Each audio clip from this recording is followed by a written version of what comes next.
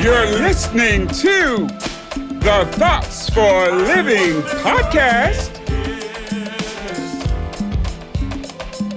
coming to you from the birthplace of the Civil Rights Movement, Montgomery, Alabama.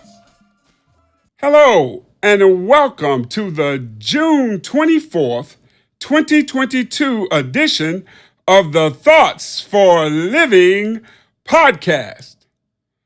We'd like to thank you for taking time to engage with us on our topic for today: who controls the United States?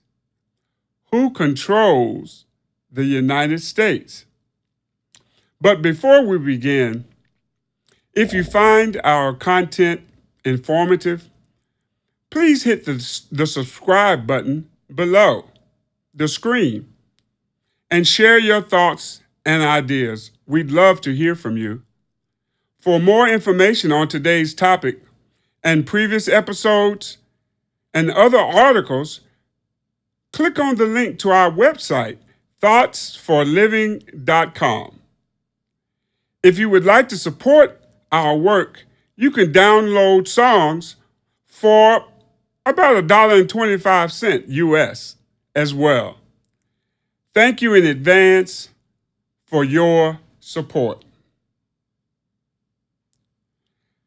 We'd like to do something a little different by playing a short excerpt from an interview conducted by Jonathan Capehart with former United States Attorney General Eric Holder, appearing on Washington Post Live. Okay, let's roll the video. Yeah, we are in danger of slipping into what I would call a political apartheid system, where a minority of the people in this country will have disproportionate amounts of power and be able to put in place things that are not supported by the majority. Well, again, let's get concrete about this. It appears that the Supreme Court is about to overrule the Roe versus Wade decision, something that in every state, if you go state by state, even in the most conservative of states, people are against. Now, the margins are different in New York as opposed to, say, Texas or Oklahoma. And yet, the minority will be represented by the majority that was put on the Supreme Court by two presidents who did not win the majority of the vote because of our electoral college, will have the ability to foist on the nation a policy with regard to reproductive rights that is not supported by the people of this country. And you see it in a whole range of other issues. Gun safety, we talked about that. Criminal justice reform, a whole range of things that where the American people are essentially together, 60% in some instances, 80, 90%, as I said, with regard to background checks. And yet we don't see our laws, our regulations, our policies reflective of what in a lot of places is consensus on the part of the American people. Yeah, we are a divided nation right now, but we are a lot more together than people, I think, recognize. And we could be a lot more together if we had a political system that reflected the will of the majority. In the clip from YouTube of the Washington Post Live with Jonathan Capehart interviewing former U.S. Attorney General Eric Holder, we heard Holder make a very profound statement.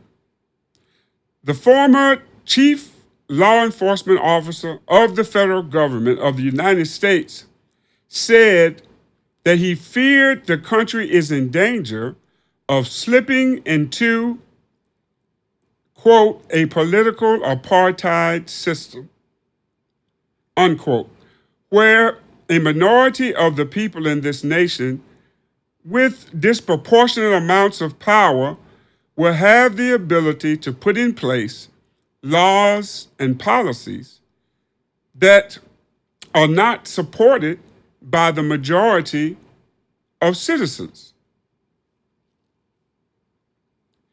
So to better understand this very real threat stated by the former Attorney General Holder, what questions do you think we might need to ask? Well, one question that comes to my mind is, what is a political apartheid?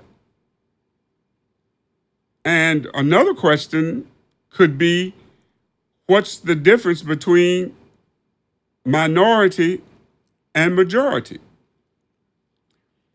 If you have some other questions, you can type them below or send us an email at info@thoughtsforliving.com at gmail.com. And so we see that there is a minority of people whom Holder says he fears would be able to put in place laws and policies. A minority of people being able to put in place laws and policies that do not serve the interests of or are not supported by the majority of the citizens. Now, for example, Holder uses women's right to choose, which is supported by a substantial majority of citizens in the United States. And as we speak today, the Supreme Court overruled Roe v. Wade. But the judges who overruled Roe v. Wade, even though they are a majority on the court, right? There are more conservative judges on the Supreme Court than there are liberal or progressive judges. So even though the judges that overruled Roe v. Wade are a majority on the Supreme Court, what they did represents a minority of the people in the United States who oppose women's right to choose. Because the majority, vast majority of people in the United States support a woman's right to choose.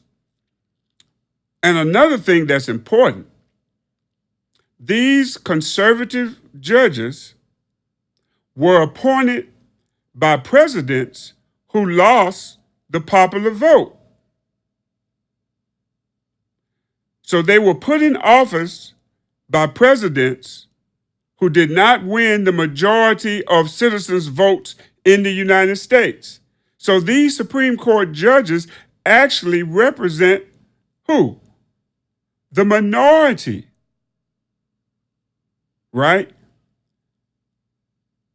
And they were put in by presidents who did not win the majority, but who won office by the electoral process, right?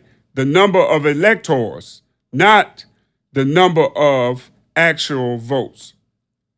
And then Holder goes on to describe how minority rule is taking place in the United States on a lot of issues, other than just a woman's right to choose.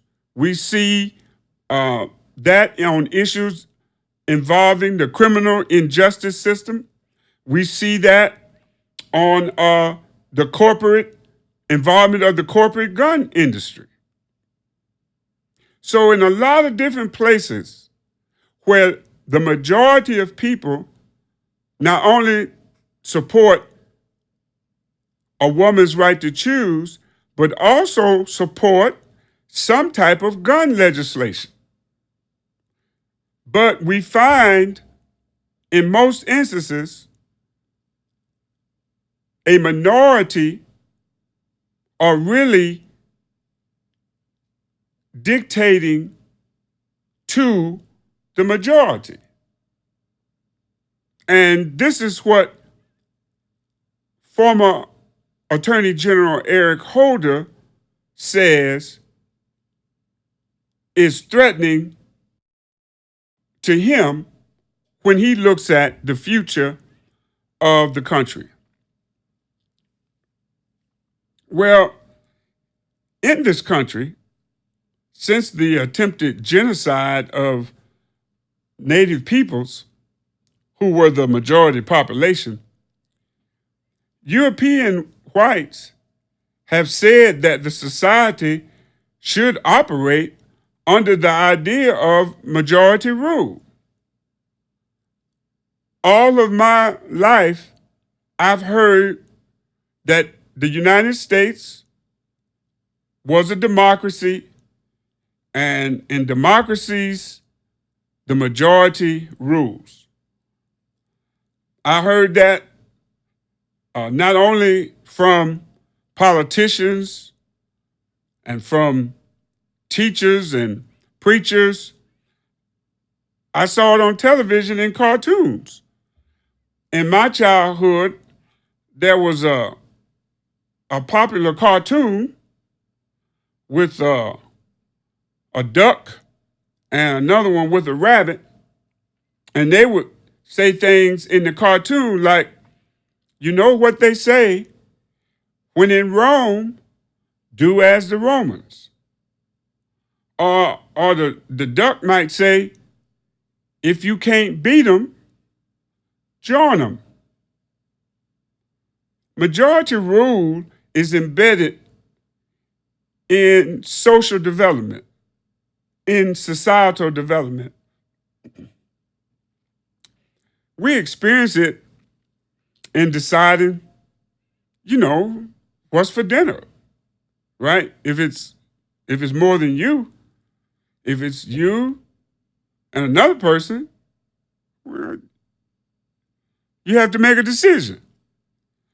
Or if you have a family of 4, or back in the old days, you might have a family of 12 or 20, right? It was majority rule, where to go on vacation, who's going to sit in the front seat, right? Selecting team captains or class presidents. And then in school, we would read about, heroic persons, right?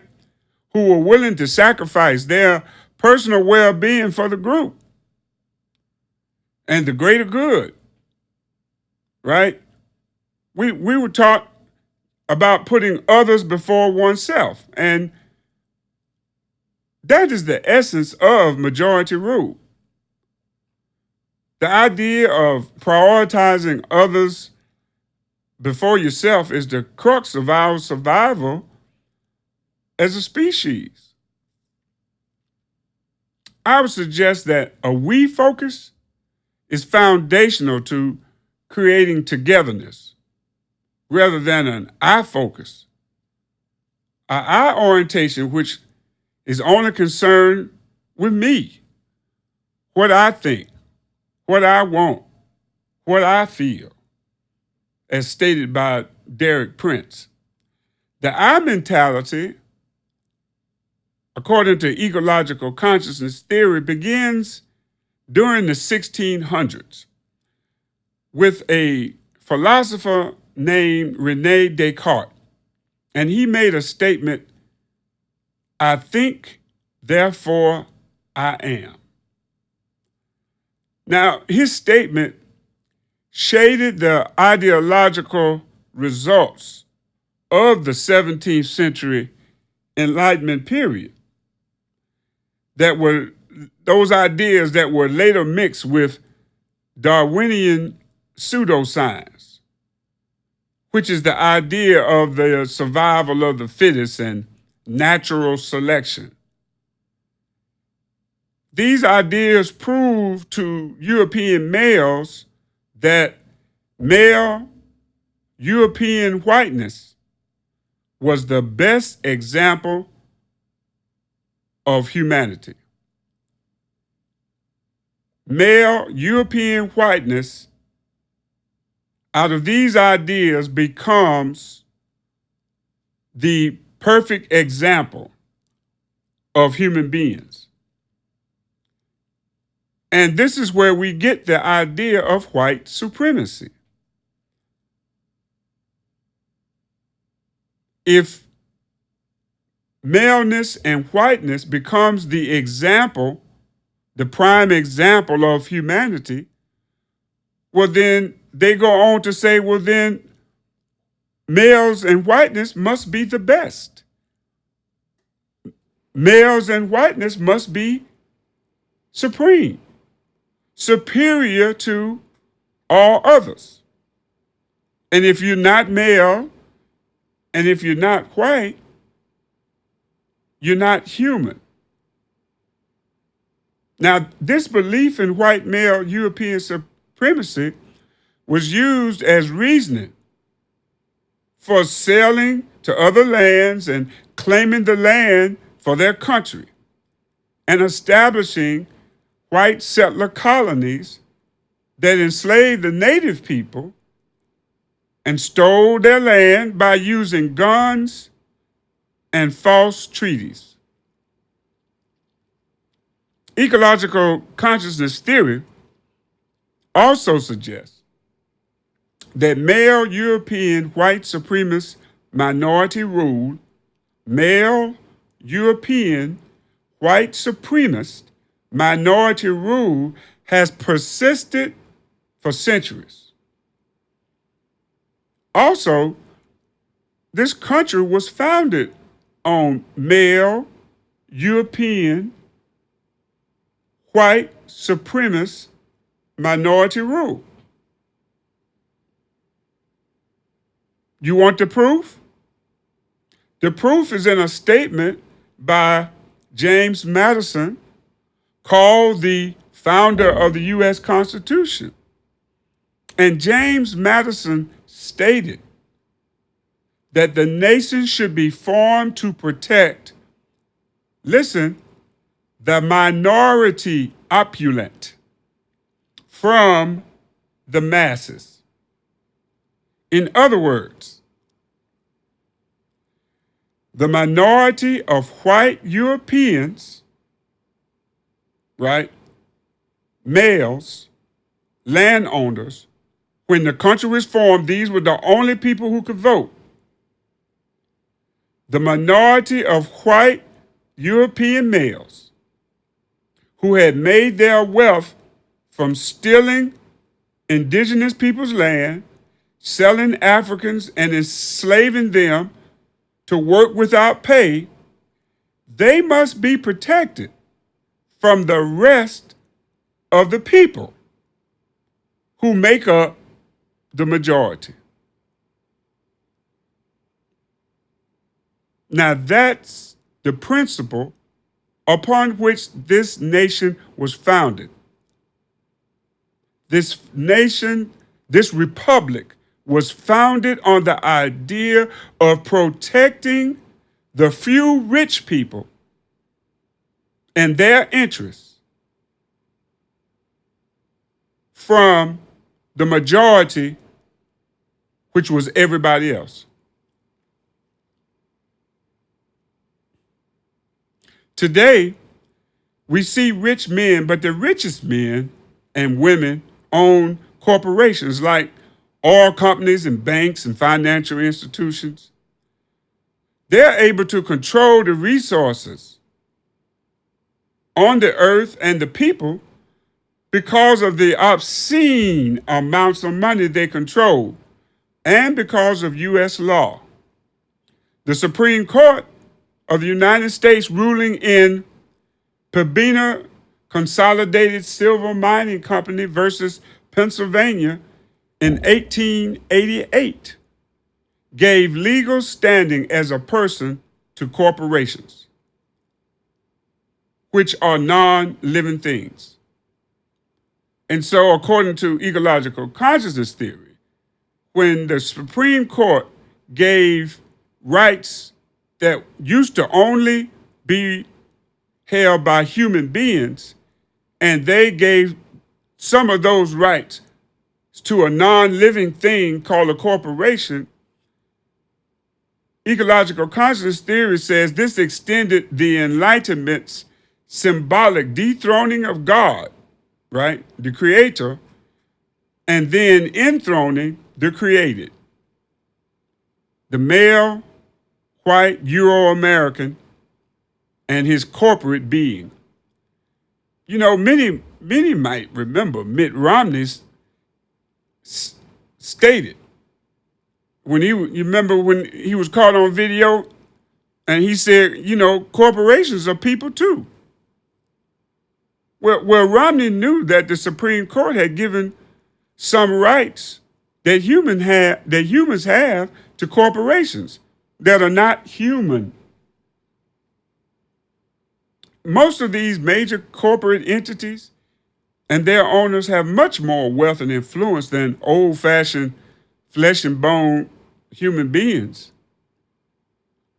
Corporations with their vast resources, they're able to pay into political campaigns in order to influence the laws, the policies, as well as business and trade regulatory agencies, in order to control the legislative branch of government, so that they will create laws that favor the minority rich and their interests to make more money, rather than making laws and policies that protect the interests and well-being of the majority of the rest of us, real flesh and blood human beings who elected the politicians in the first place. Now, another aspect of what Attorney General was saying, not only was he concerned that a minority of people would control the society, disregarding the wishes of the majority, he stated also that he was concerned about a apartheid political system. Now, a prime example of the type of political system Attorney General was referring to would be the former South African government under Afrikaner rule. The term apartheid means, in Afrikaans, apartness, which is the language spoken by the Dutch Reformed Church members who colonized South Africa. Now, colonized means that these Dutch Europeans and their allies killed the indigenous Africans who already lived on the land. They raped the women and the girls and stole the land of the native Sans and Khoikhoi Africans who had been living in Southern Africa for hundreds of thousands of years. Apartheid is a form of government where the few rules over the many. The few rules over the many. That's the same as a minority ruling over the majority. According to information compiled by the organization Facing History Ourselves, long after colonization, long after the European whites first came and killed and stole the land from the Sans and Khoikhoi people, European whites formed a white nationalist party, similar to what evangelical white conservatives are presently pursuing in the United States today. The Afrikaner Nationalist Party came to power in 1948, and they characterized apartheid as, and I quote, this is from their political campaign material. They say apartheid is a concept historically derived from the experience of the established white population of the country, and in harmony with such Christian principles as justice and equity. It is a policy which sets itself the task of preserving and safeguarding the racial identity of the white population of the country, of likewise preserving and safeguarding the identity of the indigenous peoples as separate racial groups. Now, the 1960 census illustrated white minority rule over many more Africans and people of color, which showed that in 1960, the native population was 68.3%. Of the total population, whites were only 19.3%. They also divided people into colored, which was 9.4%, and then Indian, which was 3%. So what that actually looked like in 1960, in South Africa, there were a total of 16 million people, a little over 16 million people. Of that 16 million people, of the Africans, the coloreds, and the Indians, the Africans were over 10 million, almost 11 million. The whites were only a little over 3 million people. So you had basically 3 million people, a minority, controlling almost 12 million other people. That's apartheid.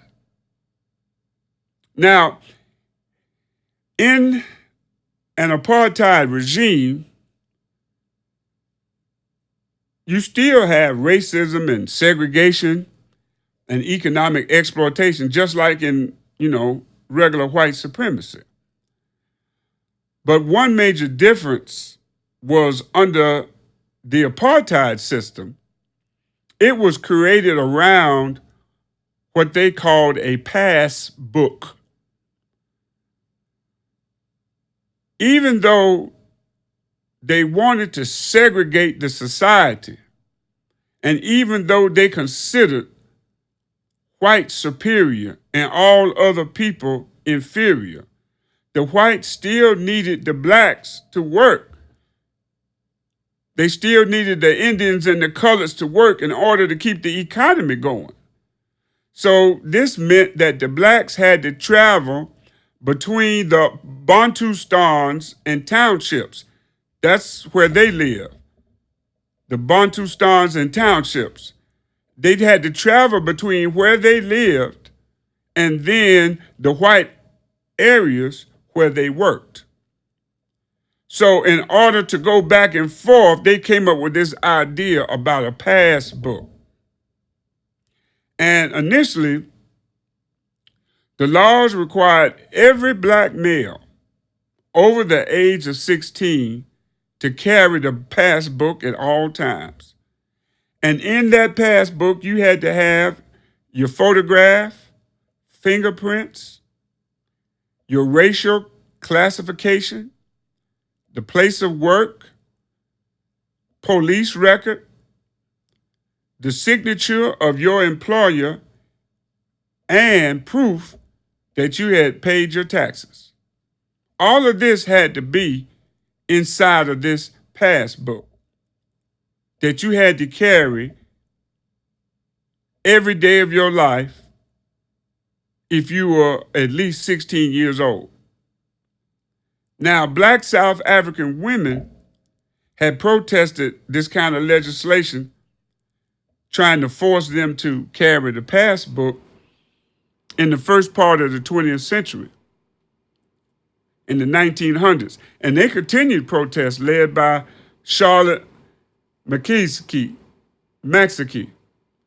even though women were not allowed to be in the ANC, the African National Congress, until 1943. But women still led protests to them being made to carry the passbook.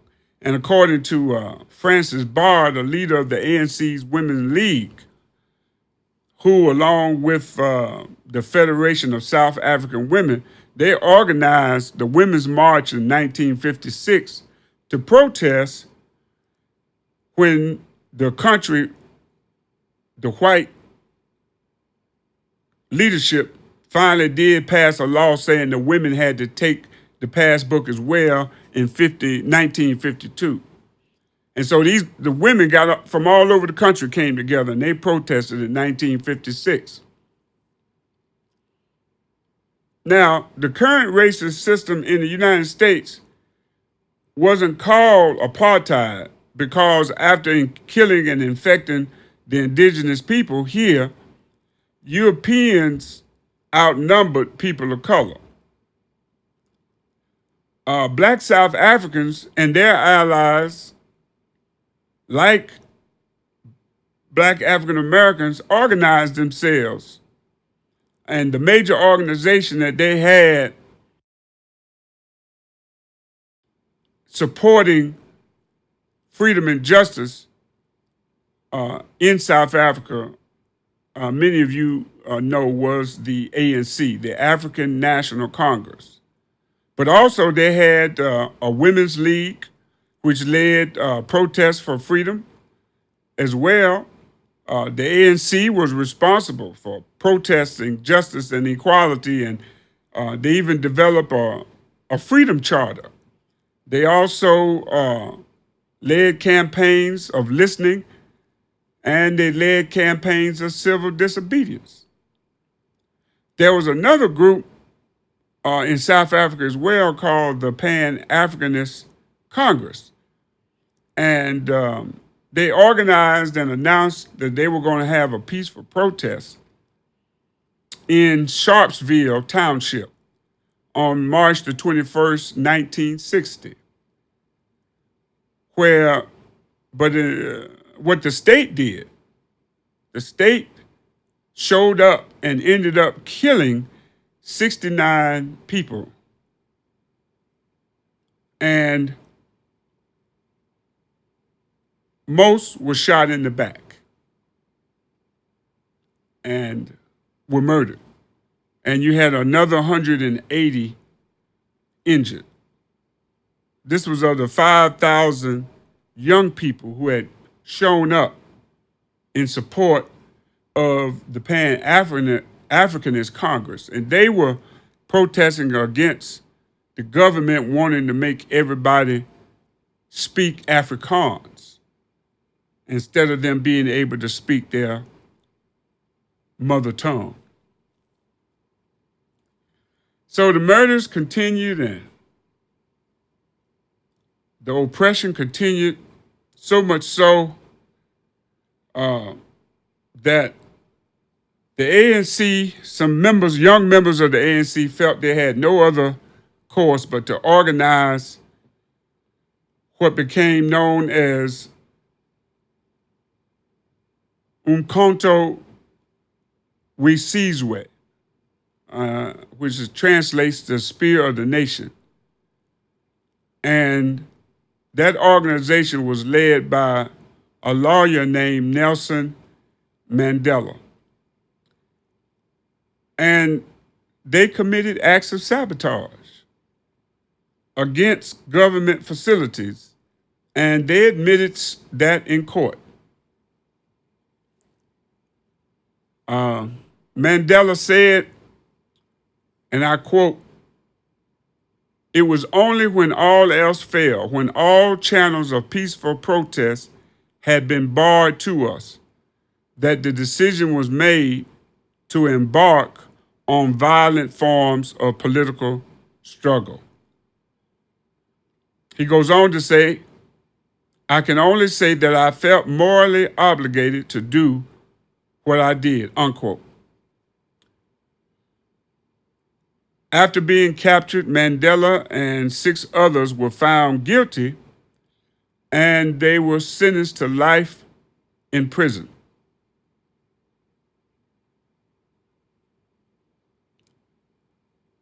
Mandela spent some 27, almost 30 years in prison. But on May the 10th, 1994,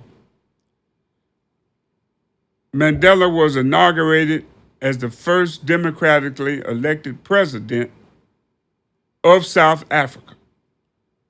After 300 years of colonization and white, male, European minority rule. You're listening to the Thoughts for a Living podcast